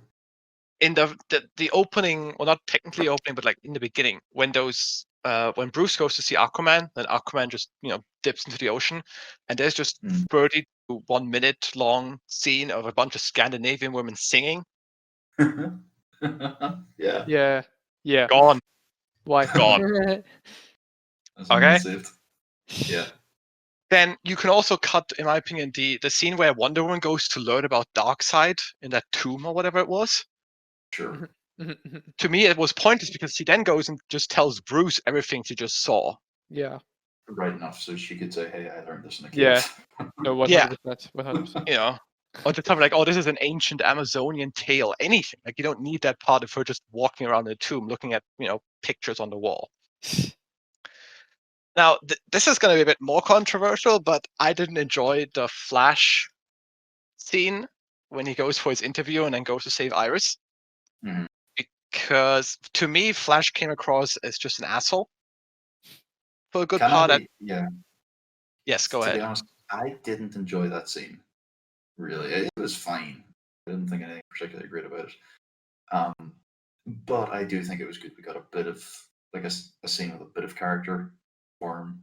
before Yeah. he meets Batman, as So opposed to just straight yeah, in. the Yeah, the way the way I was kind of approaching this movie while watching it is as if I was just binging a bunch of episodes of a TV show, and you always get just kind of filler scenes like that in a TV show, and it is just for character development at the end of it. If we didn't have that scene, we just might not have related to his character as much. I don't know, but I yeah, I, it's just neat to see.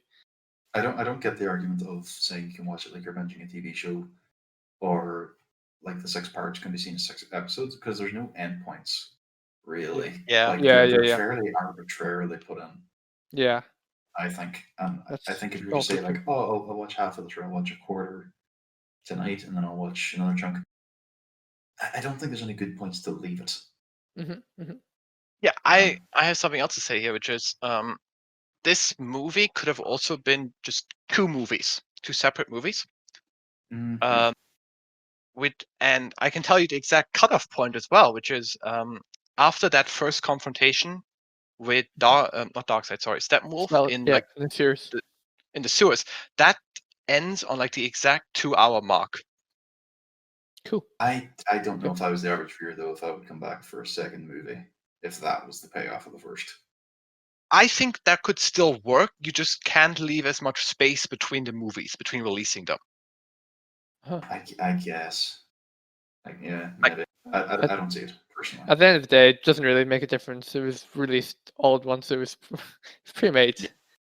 Sure. But I will yeah, still complain. but yeah, I get what you're saying anyway. Yeah, but no, like surely back just the Flash scene. Like to me, Barry came across as kind of a dick. Mhm. Like it kind of felt like the same problem that the Amazing Spider-Man movies have, where the writers were trying to do like witty and Yeah, funny, but then he just comes across as more of an asshole instead. Yeah. I would say that his humor is better timed in this movie than the original, though. Well, But in the original, it's just awkward. That's his. Yeah. That's his humor. That's his character, and I that's think not good it's- either. I think it's more obvious in this movie that he is a nerd, and he's not meant to be likable. Hmm. I think that's the point in this movie, and I think that's okay. But I don't. Well, that's fine, Sam. Hashtag not my Flash. Why are we even doing a podcast if you're not going to agree with everything I say? Anyways, yeah, no, like I think that it's fine that he wasn't meant to be a likable person, but in the 17 cut, that doesn't work so well because he's getting shoved down our throats every 20 minutes. yeah. There's no payoff, and he doesn't Yeah. do anything that Exactly. makes his character likable. Exactly. But anyways, Yeah, so no, cut the Flash scene, Sam and Tins. I think you don't even necessarily have to cut it, but trimming it at the very least, because like Take out all that I think the garbage, part when he goes into slow motion, that's really cool, That is really and that cool. looked awesome as well. But It then when he could- goes up to Iris, he touches her face. Yeah, that's a bit creepy. I got creeped out by that. Like I got see, really that part creeped out you by could that. cut. Yeah. You know, like, it was that in combination with like the kind of asshole attitude he had that just didn't Uh-huh. I didn't like him just Yeah. because of that. Apart from that, you could, like I said, trim it. You can keep it, sure. Yeah. Next scene. Okay. No, you want to say something, Colm? Go ahead. I think cut out again. Lost them, boys. Can we Lost get 'em, an boys. F in the chat? Begging. Oh, hold on, I heard a noise. Colm. Yeah. I'm here. Nice. Yes, Okay, so I don't think we also need multiple scenes where the villain is explaining what's happening to his boss. Because this is something that happens twice, and the first time it's okay because that scene gives us a little more depth into Steppenwolf.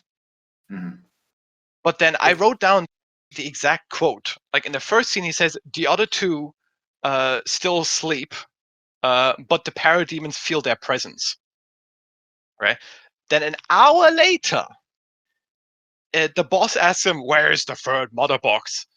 And he replies, "The parademon sense its presence and search for the third." Yeah, it's like Pointless. We don't Yeah. need that. I understand why Steppenwolf called them because they found the anti-life equation, but you could cut that first one out. Yeah. And it wouldn't matter. Exactly. Like you can just cut like the good part from the first one where he like talks about he wants to please Darkseid or whatever, and just put that on the second part, and that could still Yeah. work. Yeah. Again, you I've don't seen. need both for that. Like I already mentioned that the Superman versus the League scene is kind of just to give us an action scene. Like I can come to terms with that, I guess, begrudgingly. But Yeah. I think gonna keep that scene. You should remove the bank scene at the start Mhm. because that's also just there to give us an It action goes scene. nowhere. It goes nowhere. It doesn't show us anything else about Wonder Woman that we don't already know. It's Like a she super wants to big. save people. Yay. Yeah. It's a super big missed opportunity too to just stick a DC character in there. Like, oh, it's Two-Face, or Yeah. oh, it's Ra's al Ghul or Nissa al Ghul. You know, when are they ever going to use Nissa al Ghul? Really, really. No. I mean, I feel like there is just so much. You could just go on and on about the scenes that they can cut and everything. And Sam, Oh, I will can. finish this list. Finish Yeah. this list and we'll wrap up. I want to go to bed. Okay, I'll just mention I also felt the same about the Atlanta scene we shortly had with Willem Dafoe and Jason Momoa. Oh yeah. Again, I I didn't forgot really. about that. Yeah. I was would there. point out that I like the illustration, the visuals of the water bubble and talking whenever you're within that bubble. I think that's fun. Yeah, that was neat. Yeah. Sure. Neat. But again, that's kind of just the scenes that came to mind when I thought about it a lot. Yeah. But it was just I just had to I'll- watch it. A lot of scenes just felt overindulgent to me. Yeah. I'll be honest. Yeah. Yeah. Out of all the characters, I feel like Aquaman had the least purpose of them all, except for kind of saving them in the series. Except What? no purpose. Sorry. I said, apart from the fact that they would all be dead without him in the middle of the movie, he had no real purpose. I mean, they'd all Yeah. drown. Okay. You got it. Yeah. and the cyborg here just worked faster and got. No, you're right. Okay. Yeah. No, they were dead without him. They were dead. Yeah. Okay. Yeah. I'm just saying I would very happily accept a trade-off of that Wonder Woman bank scene and the Aquaman scene in Atlantis for instead just having all the cyborg scenes in a shorter movie. Because with Aquaman as well, you gotta keep in mind that if we're going by the original date when this was going to come out, going to be 2017, it's like the year after we were going to get the Aquaman movie. Yeah. So you can just cover Aquaman as a character in that. Or, you could just do the Aquaman movie before Justice League along with all the other characters, so we like these characters. But that's a different topic. I was thinking that. See, Yeah. What the Snyder Cut does is it handles better the fact that this movie had the severe disadvantage of trying to do what the Avengers did, but without any of the individual setup. We had Batman set up just from context. We knew he was Batman. He was in Batman v Superman. 100%. Superman was set up, and we knew Wonder Woman existed. Apart from that, everyone else was coming fresh for this movie, unless you count the email origin story for the Justice League in the one before. Mhm. But I think this movie just handles it a lot better than the original Yeah. cut. No. Yeah, I Infinitely. agree. But it's at the cost of spending 4 hours as opposed to 2. Yeah. And Yeah. to me, that trade-off wasn't worth it. I mean, like I said, I would be so down to watch a 3-hour version of this, which is basically just the better scenes Mhm. than it was in the Justice League. And like I said, like a couple of the added scenes, like I think the cyborg scenes are a must. Yeah. Like I said, they add so much to his character, and they just make his character interesting. Mhm. Mhm. And I Or think not. Flash is very essential because of all the time, all Because the running. everybody on the planet died. Yeah. And then Yeah. you see it them all. That I said, scene alone is just It was Yeah, very cool. That's the thing, because that's what redeemed Flash for me. Because basically, up to Yeah. that point, I completely disliked Flash. It's like this guy's Yep. just an asshole. Mhm. Hashtag not my Barry Allen. But then that That's scene fine. happened. Like that's cool. That Mhm. was really really cool. Yeah. Yeah. Remember that time Ezra Miller got in like a bar fight with a woman or something? No. No. No. Yeah, that was a thing since. But anyways, it's neither here nor there. Unless it is. Maybe he's a bad bloke now. I don't know. Anything else you would cut, Sam, or should we get final thoughts? Should we cut? We should. I think there were a couple too many scenes of just like slow motion while angelic music plays. Just Yeah. like Yeah. when Aquaman saves that guy on the boat and then he steals a bottle of whiskey. And just slow motion walk while I don't know Hallelujah plays or whatever it was.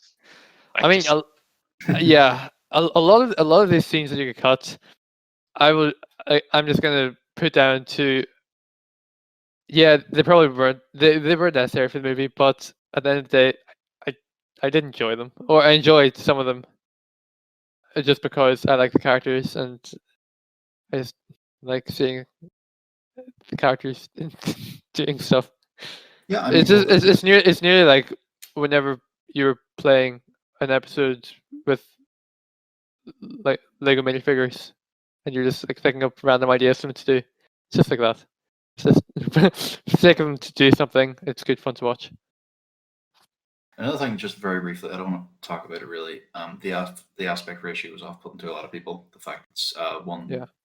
1 to 1.33 or Mhm. 4 to 3 3. to 4. Mhm. 4 to 3, Yeah. That's off-putting to a lot of people. I didn't mind it. Sam did. I don't did. know how come. Yeah. Yeah.